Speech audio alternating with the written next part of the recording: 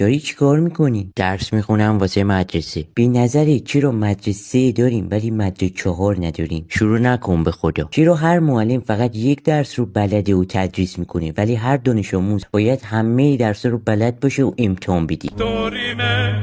حالا چی داری میخونی؟ ریاضی. چرا ریاضی بخونیم در صورتی که ماشین حساب اختراع شده؟ چرا مساحت رو به دست میاریم ولی محیط رو میخوریم؟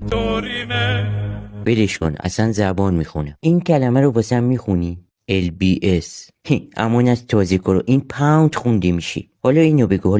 کار یعنی ماشین، پت یعنی حیوان خونگی. حالا اگه گفتی کارپت یعنی چی؟ خب معلومه، یعنی ماشین حیوان خونگی. نه یعنی فرش. ول کن، بذار درسمو بخونم. درس رو که نمیخونن، میبینن. یعنی چی الان؟ میدونی دیگه چی جالبه؟ اینکه ماهی خودش حافظه 3 ثانیه است، بعد ما ماهی میخوریم حافظمون قوی شه. ولم کن.